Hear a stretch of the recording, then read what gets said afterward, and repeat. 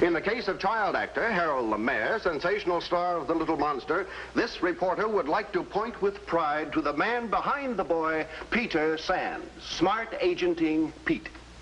And now the girl behind the man behind the boy is going to get behind a steak. Is that all, Miss McNamara? No, I might have a shrimp cocktail and a piece of pie. I have a B.I.G. lunch date, in case you haven't noticed. I mean, is that all you have to say about my newspaper item? Mr. Sands, I am of the opinion that altogether too much has already been said about you and me and Harold and how very bright we all are. And just what do you mean by that? Well, Harold isn't even 10 yet. And his suddenly becoming the sacred calf of the Great White Way has him flying pretty high. So let him sail. Right out of this world? Sands, I have worked much too hard trying to keep that little genius in this world. Eh? I know how very, very busy you are, Mr. Sands. But Mrs. Darling and Dickie are back again. Oh, no. I'm awfully sorry, Mrs. Darling, but I'm afraid it's going to be quite a while. Oh, that's all right. Dickie and I understand that in the theater one must suffer. I'm hungry. Dickie, for shame. Do you think Harold Lemaire ever put food before his career? Please, Susie, how am I ever going to get out for lunch? Oh, lunch, my goodness. Whew, my date'll be here any minute. Now, wait a minute. You're not going to leave me here trapped with that lioness and her cub holding me at bay, are you? All right, Mr. Sands. I'll try to stampede the herd. Thank you.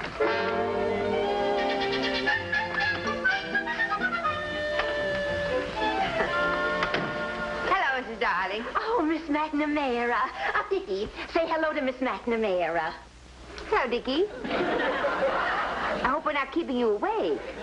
He's a little tired today. Well, that wad of gum would wear anybody down. Come on, darling. Recite Hiawatha for Miss McNamara. Well, no, thank you, Mrs. Darling. We sailed down to Gitche Gumee the last time you were here, remember? And thank. Miss McNamara, my Dickie's just another Harold Lemaire. That's what he is. Another Harold Lemaire? In the same generation? I think that's highly improbable. Harold. The one and only. Are you ready to dine, Miss McNamara? Dickie, look. It's Harold Lemaire. It's really him. It is really he. Come, Miss McNamara. It's 12:15. My fans gather. Yes, your lordship. Mr. Lemaire, we saw you in The Little Monster, and believe me, we thought you were absolutely marvelous. Why shouldn't I believe you? Yours is the usual reaction. Well, now, let's all ride down in the elevator together. Won't that be fun? Dickie, we're going to ride on an elevator with Mr. Lemaire. Now, Dickie, go ahead. You make it. Go on, Mrs. Darling. Tell Minnie Mouse that the cat is gone. What? Oh. Age before actors, girls before boys. Well, Miss McNamara, sometimes you forget just who I am. Oh, no, I don't. You're Harold Lemaire, boy actor, and I'm your date. Well, come on, date. I'm starved. 2 menus, 2 autographs. There you are, my good man. Thank you, Mr. Lemaire. I'm sorry we've had so many interruptions, Miss McNamara. I hope they didn't spoil your lunch. Oh, nothing spoils my lunch. And the table was all right? Yes, it was pretty sturdy. I meant you liked this section of the room. It's the very best, you know. No, I didn't know. You mean we get the Gulf breeze here or something? No, everybody sees you when you sit here. Oh. Well, in that case, I'd take my elbows off the table if I were you. Susie, you still treat me like a child. Well, do you see how they bowed and scraped when I entered? And didn't you hear that lady say the play would be absolutely nothing without me? Harold, no one person makes a play. A play, like most everything in life, is a group effort. I suppose you think just anyone could do what I do. I didn't say that. You never say how good I am in it either. Well, you never give me a chance to. You always say it first. Uh-huh. Looks like Foxy's having some trouble with a kid. I hear the kid's crazy for Foxy. Ben, the kid's 9 years old. What does he know from dames? What he needs is a big brother, a pal, a playmate. For 10% of his salary, oh, what a playmate I could be. What are you doing? Stop drooling, KG. You haven't got a chance. Sands got them all signed up. Oh, yeah? Yes, sir. I want you to whip up something special, something with a lot of goo and strawberries and cherries, ice cream. You know what I mean? The works. And present it to Mr. Lemaire with my compliments. Tell him it's from Mr. Michael J. Calhoun, a desperate admirer. Very good, sir.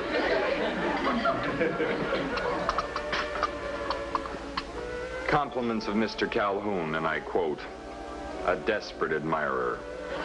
Well, he's desperate, all right. Well, the nerve of him. He knows very well that you're signed with us. Well, he only sent me some ice cream. But $2 worth. With KG, anything over 35 cents is wooing. You didn't think he'd like to be my agent? Well, who wouldn't? Well, the way you talk, no one would ever think I was anything special. You're working. But KG, that's special.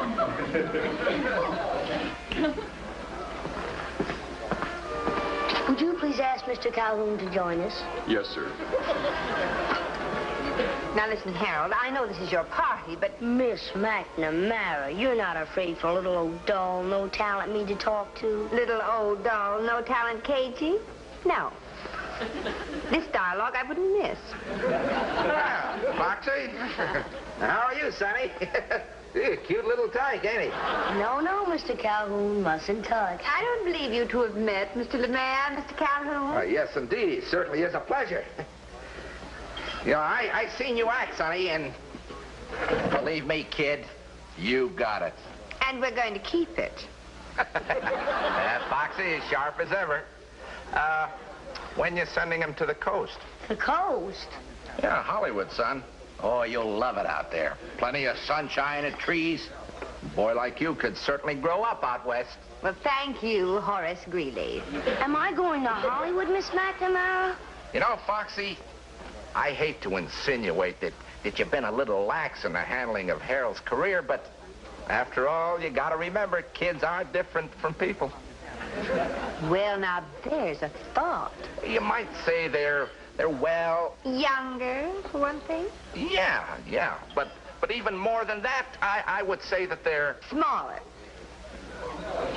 Yeah. Gee, I sure wish I had a pencil to jot this all down. Don't worry about it, kid. Old KG's got it all right up here. Embedded in solid rock. I know. Let's play Let's Pretend. And let's pretend Mr. KG's my agent. Now, I'll tell you what I'd do if I was your agent, kid. I'd pull you out of that play. I think you had it. Oh, and what about the rest of the people and the cast and the crew and the backers? Have they had it too? Oh, well, surely no play depends on one person alone. Why, you don't think the play would close if I left it? I think we all can be replaced, Harold. Does that include agents, Miss McNamara? Come on, Harold, I think we should go. Oh, gee, can't we stay and play some more with KG? Sure, Foxy. What's your rush? Well, you boys can stay here and play as long as you like. If you excuse me, I'm a working girl. Oh, but Miss McNamara, Poor Foxy. Just don't understand us men. Miss McNamara understands us only too thoroughly. That's what aggravates me. To think she takes me so for granted she leaves me in the company with such an unscrupulous agent. Yeah, but she never should have did that. Just because I was a child when we met, she fails to see how much I've matured. Yeah, Foxy's got glass eyes about a lot of things. Miss McNamara has the most glorious perceiving eyes ever to grace a mortal. And don't you forget it. Yeah, Harold. They are glorious, ain't they? Say, Mr. Calhoun, are you busy this afternoon? Not too busy for you, Harold, my boy. Would you like we should go on a hike or play ball? I would like we should play cops and robbers with Susie and scare the jelly beans out of her. Cops and robbers? Yeah, cops and robbers. KG, how would you like to be my agent? Well,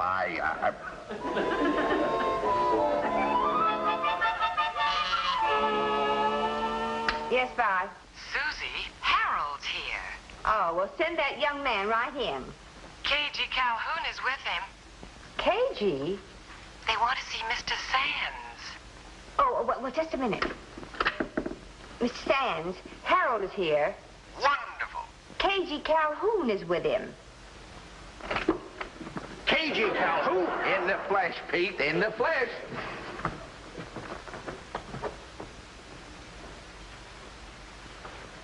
Mr. Sands will see you in there.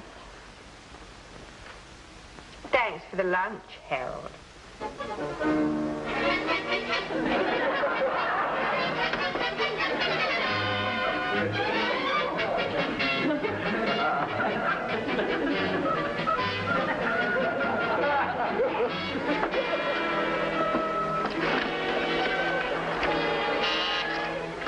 Yes, Mr. Sands. Would you please bring... I'm on my way, boss.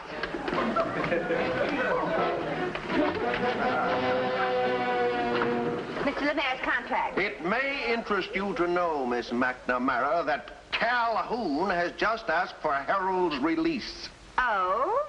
Is that all you have to say, Miss McNamara? Well, it's not all I have to say. Now, you listen to me, young man. Now, you have a contract with me, and if you think for 1 minute that you can break that agreement, you are sadly mistaken. I may not know very much about nuclear fission, Mr. Lemaire, but I know my law. And if you or Calhoun make any steps to break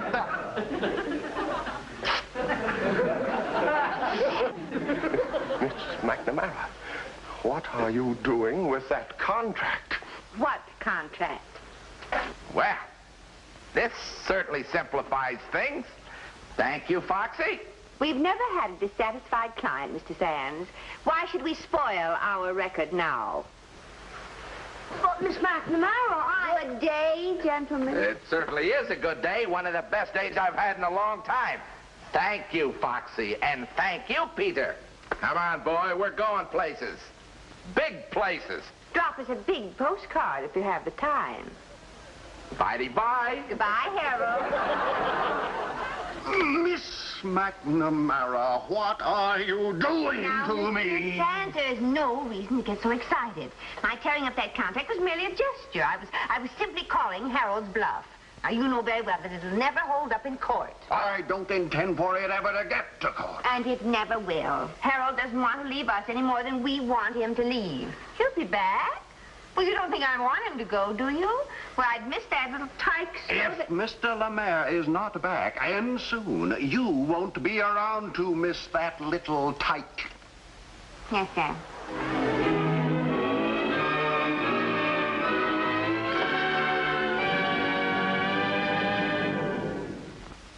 But, kid, don't you understand? We got to let them know on the coast what our plans are. I will spell it out for you just once more.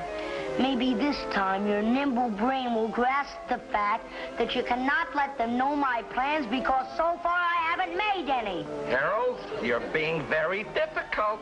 Maybe we ought to give him back to Foxy. Ben. Foxy is pretty foxy. She's probably glad to be rid of him. I hear she's very broken up over my leaving. If she weren't so darn proud, she'd get down on her hands and knees and beg me to come back. Look, kid, if you're going to be moping about this all the time, why don't you go and see Foxy? Maybe she'll give you another chance. Ben, baby. I should see if she will give me another chance. Ha! That is rich. Why, I wouldn't do that. Would you do it for me? Look, what is all this talk going on here? We're going places, kid, big places with big people. Convertible, swimming pool, sunshine. You have a dime. A dime? Ben, you got a dime? Yeah, that's just what I do have. 1 dime. Thank you. I've got to call my mother. Ain't that sweet? He's gonna call his mother. Yes, Vi. Susie, there's someone on the line wants to speak to you. He says it's KG Calhoun. Oh, well, I'll take it. Hello? Hiya there, Foxy. This is KG Calhoun. Oh, hello, KG. How are you? Great, just great, Foxy. Have you got a cold or something, KG? You sound different. I do? Oh, well, as a matter of strict fact, I do have a little cold. It's Harold. Harold? Foxy, the reason I called you was about, About Harold? Yes. I called especially to talk to you about the dear boy. Well, I was very disappointed in the way Harold just picked up and left us after everything we'd done for him. Well, he didn't mean to leave you. And I'm sure if you asked him nicely, he'd be back in a second. And it's okay with me, Foxy, so, why don't you ask him? Well, that's very decent of you, Casey, but I couldn't do that.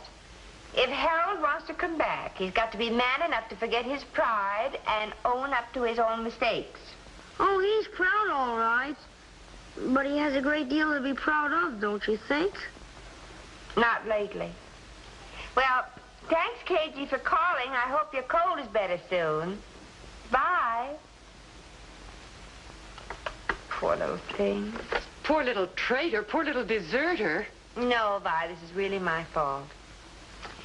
Harold just wanted me to show a little more enthusiasm over his success.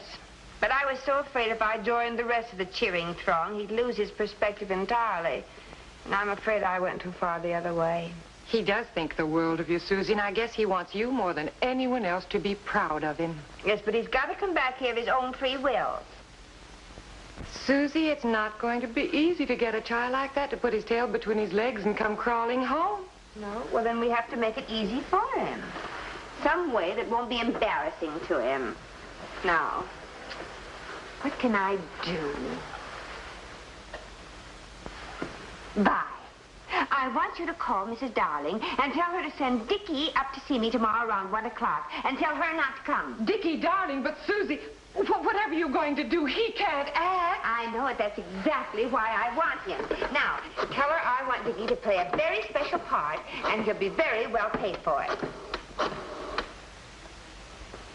Hello, Mrs. Lemaire? Is Harold there? This is Susie McNamara.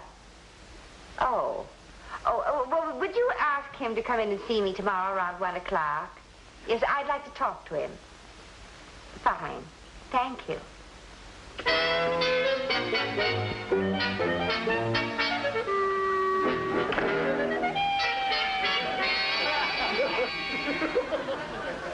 Hello, Harold. Long time no see. Miss Praskins, you've been reading No Count again. Would you please tell Miss McNamara I'm here? She's expecting me. I must say, Miss Praskins, I admire Susie tremendously. Of course, it's not easy to apologize, but then she's a grand person. Yes, she is. So, she called you in to apologize, hmm? Well, she didn't come right out and say it, but I know my Susie pretty well. Just a minute, Harold. She has someone with her right now. Oh? Well, you just might tell her I'm here. Yes, sir.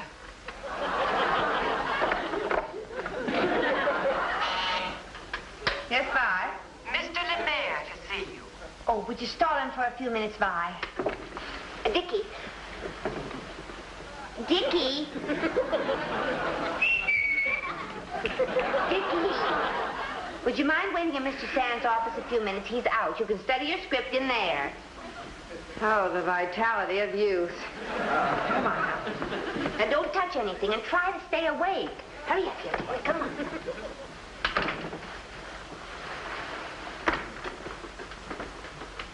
Well, Harold. It's good to see you again. It's good to see you, too. Well, won't you sit down? Oh, thank you. My. You're looking fine. Oh, thank you. So are you. Thank you. Your message said you wanted to speak to me, Miss McNamara. Yes, but I don't know exactly how to begin. Oh, well, just spit it out, Miss McNamara. You'll feel better for it, I'm sure. Well, my problem... Now, Miss McNamara, we're old friends. Please be at ease. Smoke if you wish. Thank you. Well, Harold, I'd like to ask you something. As a matter of fact, I'd like a favor. A favor? Yes. Although you haven't given notice that you're leaving the Players yet, we've read so much about your proposed trip to Hollywood that we decided it's wise to find a replacement for you. A replacement? Yes, a replacement. So I've called you in to ask you if you'd be good enough to go over the part with him. You found a replacement? Well, he's quite different from you, Harold, but I think you'll find his interpretation very interesting. Now, excuse me 1 minute. Dickie? Dickie? There we go, boy. That is my replacement? Yes. I don't think you two have met. Mr. Harold Lemaire, this is Dickie Darling. Miss McNamara, do you mean to tell me you intend to present this child to the public as my successor? Why, yes. They'll stone him. Well, now, wait a minute, Harold. You haven't even heard Dickie read. Shall we go over the part for Harold? Ah, that's it, boy. Now, here... No, I'm going to say here. All righty. Let's have this script. Now, are you ready? Good night, Joey. Night, Mama. Sleep tight. Try to forget all that's happened today. I will. Good night, Mama. I love you. Miss McNamara, could I have a word with you before your sparkling discovery in Nethatha and puts us all to sleep? Quite certainly. Out there, if you don't mind. Yes, sir. Excuse me. Dickie?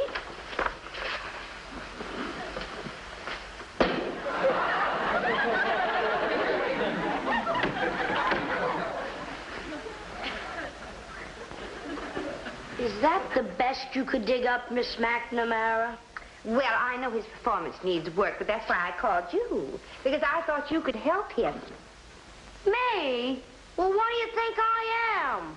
You want me to answer that? What's going on here? I thought you and me were going to be pals. And now your mother tells me you're hanging around in the enemy camp all day.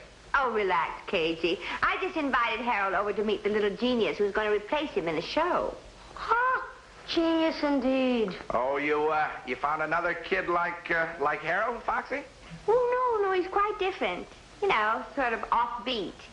More the relaxed, naturalistic type of actor. But you think he's pretty good, huh?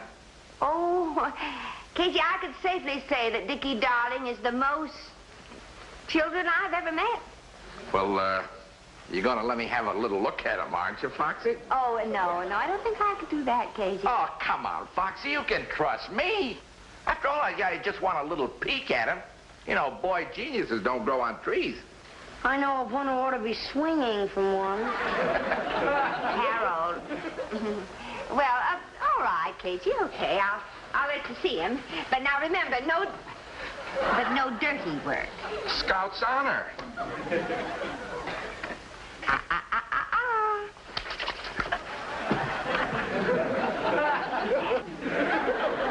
Miss McNamara, I'm not going to let you do it. Do what? Put Dickie in my part. Why, just think of what it would do to the play. It would have to close. Think of all the poor actors and the crew and the backers. Yes, I think you've got something there, Harold. And think of what it would do to you. Why, Dickie would make you the laughingstock of this town, and I couldn't stand that. Oh, well, you wouldn't hear all those stories way off in Hollywood. Hollywood? I'm not going to Hollywood. How can I? It's obvious you can't replace me in the show. I'll just have to stay. And it's also obvious I can't get along without you. I hope you'll let me stay. Oh, Harold, honey, I wouldn't have it any other way. Susie, I guess you do appreciate me now? I should say I appreciate you right now. Because right now you're showing what a fine little gentleman you are. Ah, Dickie boy, you and me's gonna be real pals. That's what a growing boy like you needs, a pal, not an agent. Why, we're gonna play baseball and football, go on hikes, eat hot dogs. Now there's a combination. The funny thing about combinations, Harold, if you just relax and be yourself, you usually wind up with the people you like the most and want to be with. And I'm with you. Oh, you are.